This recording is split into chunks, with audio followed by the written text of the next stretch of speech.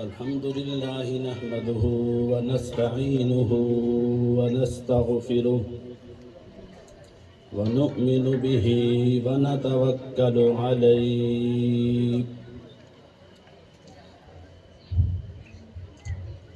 ونعوذ بالله من شرور أنفسنا ومن سيئات أعمالنا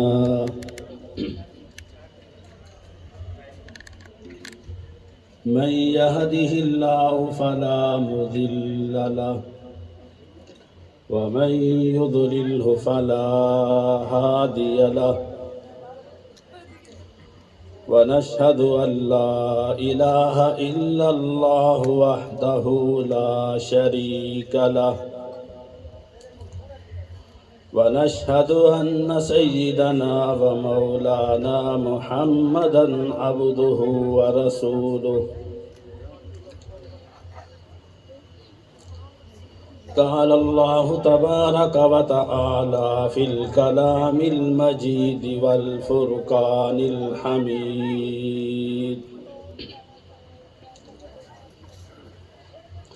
أعوذ بالله من الشيطان الرجيم بسم الله الرحمن الرحيم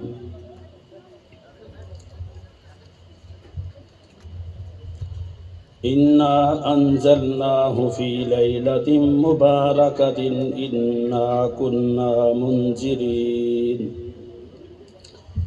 صدق الله العظيم ونحن على ذلك لمن الشاهدين والشاكرين والحمد لله رب العالمين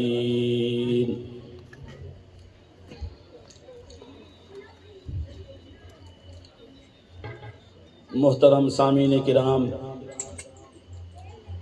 میں نے آپ کے سامنے اللہ رب العزت کی کلام مجید فرقان حمید میں سے تھوڑا سا حصہ تلاوت کیا ہے۔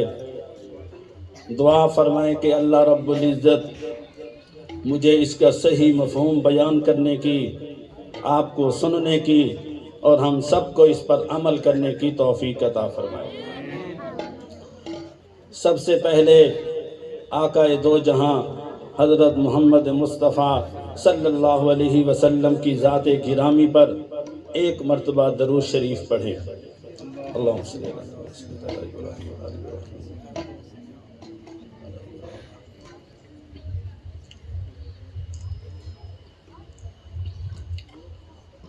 آپ کے علم میں ہے کہ رجب المرجب کا مہینہ ہے، اسی مہینے میں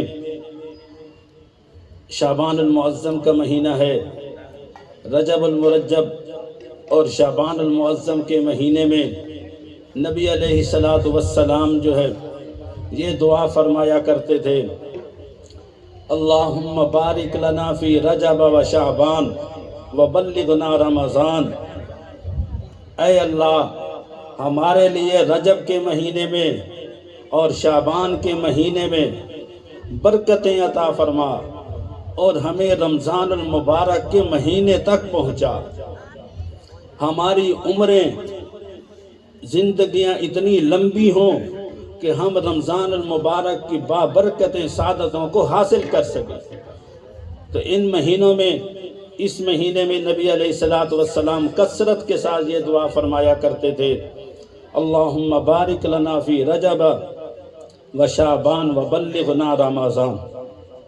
تو ہمیں بھی چاہیے کہ اس دعا کو کثرت کے ساتھ جو ہے وہ اپنا معمول بنائیں۔ اور نبی علیہ السلام جو ہے جتنا جو ہے شعبان المعظم کے چاند کو دیکھنے کا اہتمام فرمایا کرتے تھے اور شعبان کی تاریخوں کو یاد رکھنے کا اہتمام فرمایا کرتے تھے، اتنا کسی دوسرے مہینے کی تاریخوں کو یاد کرنے کا اہتمام نہیں فرمایا کرتے تھے۔ اس وجہ سے کہ آگے برکتوں والا، رحمتوں والا، سعادتوں والا مہینہ آنے والا ہے، اس کی تیاری کے لیے اور اس کے دن کو گننے کے لیے کہ کتنے دن باقی رہ گئے ہیں۔ اور اس وجہ سے بھی ایک حدیث مبارکہ میں ہے، حضرت عائشہ صدیقہ رضی اللہ عنہا فرماتی ہیں کہ نبی علیہ السلام رمضان المبارک کے بعد جو سب سے زیادہ کثرت سے روزہ رکھا کرتے تھے وہ شعبان المعظم کے مہینے میں رکھا کرتے تھے، اس وجہ سے تاکہ رمضان المبارک کے آنے سے پہلے ہی رمضان کی تیاری ہو، رمضان کا اہتمام ہو، اور اس کے لیے اپنے عادت کو بنائیں، اس کے لیے اپنے مزاج کو بنائیں، تاکہ ہم رمضان المبارک میں صحیح طریقے سے روزے رکھ سکیں، تراویح پڑھ سکیں، عبادات کر سکیں اور اللہ رب العزت کو خوش کر سکیں۔ ایک حدیث مبارکہ میں ہے، نبی علیہ السلام سے سوال کیا گیا کہ سب سے افضل روزہ کون سا ہے؟ تو آپ علیہ السلام نے فرمایا کہ رمضان المبارک کے بعد سب سے افضل روزے جو ہے وہ شعبان کے مہینے میں ہے، کہ شعبان کے مہینے میں جو ہے وہ روزہ رکھا جائے۔ اور اسی مہینے میں ایک بڑی بابرکت رات ہے کہ جس کو شب برات کہا جاتا ہے، کہ جو 14 شعبان کے بعد جو رات آتی ہے 15ویں شعبان کی، تو اس کو شب برات کہتے ہیں۔ اس کو شب برات کس وجہ سے کہا جاتا ہے؟ اس وجہ سے کہ برات کا معنی ہے بری ہونا، جدا ہونا، تو اس رات میں اتنے گناہ گاروں کو جہنم سے آزادی دی جاتی ہے، جہنم سے بری کیا جاتا ہے، تو اس وجہ سے اس کا نام بھی شب برات ہے۔ اور اسی طرح اس رات کے اور بھی بہت سارے نام ہیں۔ ایک اس کا نام ہے لیلۃ المبارکہ، کہ برکت والی رات، اور قرآن پاک میں بھی یہی الفاظ ہیں جو میں نے آپ کے سامنے تلاوت کیا ہے، فی لیلۃ مبارکۃ، کہ یہ برکت والی رات ہے۔ اسی طرح شب برات کا ایک نام جو ہے وہ لیلۃ الرحمت ہے، کہ یہ رحمت والی رات ہے، کہ اس رات میں اللہ کی رحمت نازل ہوتی ہے۔ ایک اس کا نام جو ہے وہ لیلۃ المغفرہ ہے، کہ یہ مغفرت والی رات ہے، کہ اس میں اللہ رب العزت جو ہے وہ مغفرت فرماتے ہیں۔ اسی طرح ایک اس کا نام جو ہے وہ لیلۃ العتق ہے، کہ آزادی کی رات، کہ بہت سارے لوگوں کو جہنم سے اس رات کو آزادی دی جاتی ہے، تو اس وجہ سے اس کا نام جو ہے وہ لیلۃ العتق ہے۔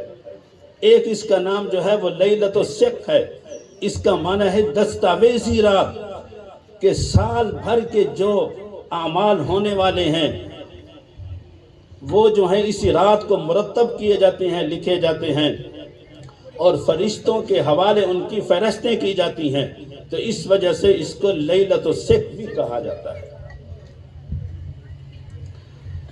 تو اسی طرح اس رات کے بارے میں حضرت عطاء بن یسار رحمت اللہ علیہ فرماتے ہیں کہ لیلۃ القدر کے بعد جو سب سے افضل رات جو ہے وہ شب برات ہے، کہ اس رات سے بڑھ کے فضیلت والی اور کوئی رات نہیں ہے۔ شب برات میں کیا ہوتا ہے؟ حضرت عائشہ صدیقہ رضی اللہ عنہا سے نبی علیہ السلام نے پوچھا کہ اے عائشہ اس رات میں کیا ہوتا ہے؟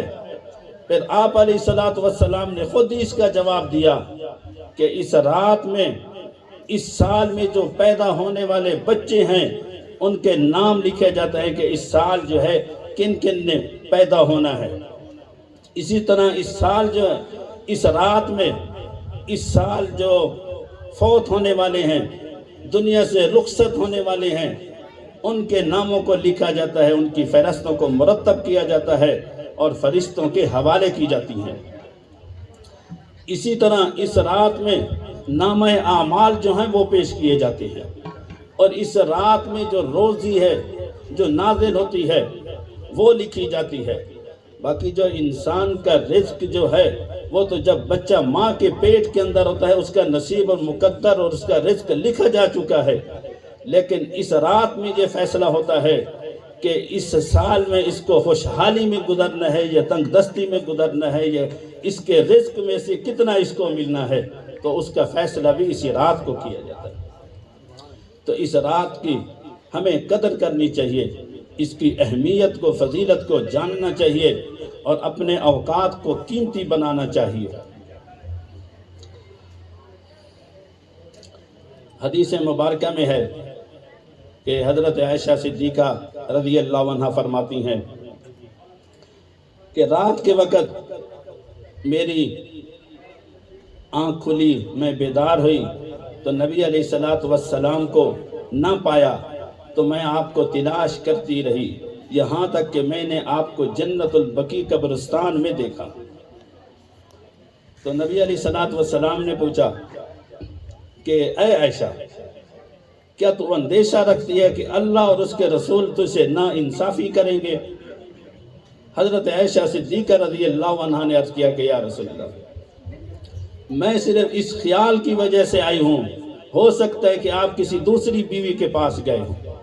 تو نبی علیہ السلام نے فرمایا کہ عائشہ، تجھے پتہ ہے کہ یہ رات جو ہے، آج کی جو رات ہے، یہ 15ویں کی رات ہے، اور اس رات میں اتنے لوگوں کو جہنم سے آزاد کیا جاتا ہے کہ جیسے بنو کلب قبیلے کی جو بکریاں ہیں، جو ان کے بال ہیں، ان کے بالوں سے بھی زیادہ لوگوں کی اس سال جو ہے رات کو جو ہے مغفرت اور بخشش کی جاتی ہے۔ سبحان اللہ۔ حضرت علی رضی اللہ عنہ فرماتے ہیں کہ اس رات کو عبادت کیا کرو، قرآن پاک کی تلاوت کیا کرو۔ نبی علیہ السلام نے فرمایا کہ اس دن جو ہے وہ روزہ رکھا کرو، اس دن روزہ رکھنا جو ہے وہ مستحب ہے۔ اس رات کے بارے میں حضرت علی فرماتے ہیں کہ نبی علیہ السلام نے فرمایا کہ اللہ رب العزت جو ہے وہ پہلے آسمان پر ہوتے ہیں اور فرماتے ہیں کہ کیا ہے کوئی مجھ سے مغفرت کا طلبگار کہ میں اس کی مغفرت کروں، اس کے گناہوں کو بخش دوں؟ کیا کوئی ہے روزی کا طلبگار کہ میں اس کو روزی دوں؟ کیا کوئی مصیبت میں، کوئی پریشانی کا ہے کہ میں اس کی اس پریشانی کو، مصیبت کو دور کروں؟ اللہ رب العزت جو ہیں یہ ساری رات یہ الفاظ اللہ رب العزت کی طرف سے کہے جاتے ہیں یہاں تک کہ سورج جو ہے وہ طلوع ہو جاتا ہے، اس وقت تک یہ الفاظ کہے جاتے ہیں کہ کیا ہے کوئی مصیبت زدہ، کوئی پریشان حال کہ اس کے پریشانی کو دور کیا جائے۔ حضرت معاذ بن جبل رضی اللہ عنہ کی حدیث مبارکہ ہے، کتاب الترغیب حدیث مبارکہ ہے کہ نبی علیہ السلام نے فرمایا کہ جس نے 5 راتوں کو زندہ کیا اس پر جنت واجب ہو گئی۔ 5 راتوں کو زندہ کرنے سے کیا مطلب ہے کہ جس نے ان 5 راتوں میں عبادت کی تو اس پر جو ہے وہ جنت واجب ہو گئی۔ وہ 5 راتیں جو ہیں وہ کون سی ہیں؟ ایک جو ہے وہ 8ویں ذی الحجہ کی رات، اور دوسرا عرفہ کی رات، تیسرا عید الفطر کی رات، عید الاضحیٰ کی رات، اور شعبان کی 15ویں رات جس کو شب برات کہا جاتا ہے۔ جس نے ان 5 راتوں کے اندر جو ہے وہ عبادت کی، بیدار رہا، اللہ کو راضی و خوش کیا تو اس پر جو ہے وہ جنت جو ہے وہ واجب ہو گئی۔ ایک اور حدیث میں ہے کہ جیسے اس رات میں اللہ کی رحمت اور بخشش ہوتی ہے کہ ہزاروں، لاکھوں، اربوں، کھربوں کی تعداد میں لوگوں کو بخشش ملتی ہے، ان کے گناہوں کو معاف کیا جاتا ہے، لیکن بعض بد نصیب ایسے بھی ہیں جو اس رات میں اللہ کی رحمت اور بخشش سے بھی محروم رہ جاتے ہیں۔ ان میں سے ایک جو ہے کسی سے کوئی کفر کرنے والا، شرک کرنے والا ہو، جو اللہ کے ساتھ کسی کو شریک کرتا ہو، تو وہ ایسا محروم ہے، بد نصیب ہے کہ اس رات میں جو اللہ کی رحمت برس رہی ہے تو ایسا بندہ جو ہے وہ اللہ کی رحمت سے محروم ہے۔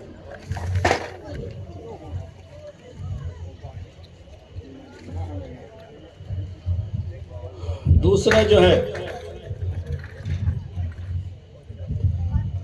جو کینہ رکھنے والا ہو، کسی سے بغض رکھنے والا ہو، تو تو اس کی بھی اس رات میں جو ہے وہ رحمت، اور وہ ایسا بندہ بھی رحمت اور بخشش سے محروم رہتا ہے۔ اسی طرح رشتہ داروں سے قطع تعلقی کرنے والا، ان سے تعلقات کو توڑنے والا رشتہ داروں سے، تو ایسا بندہ بھی اس رات میں اللہ کی رحمت اور بخشش سے محروم رہتا ہے۔ کسی کو ناحق قتل کرنے والا، وہ بھی اس رات جو ہے اللہ کی رحمت اور بخشش سے محروم رہتا ہے۔ اسی طرح جو شلوار کو ٹخنوں سے نیچے لٹکاتا ہے، تو وہ بھی اس رات میں اللہ کی رحمت اور بخشش سے محروم رہتا ہے۔ اسی طرح والدین کا نافرمان، والدین کا جو گستاخ و نافرمان ہو، وہ بھی ایسا بد نصیب ہے کہ اس کی بھی اس رات میں رحمت و بخشش نہیں ہوتی اور وہ محروم رہتا ہے۔ اسی طرح اور بھی احادیث مبارکہ میں نبی علیہ السلام نے فرمائے ہیں، تو ہمیں اس رات کی قدر کرنی چاہیے۔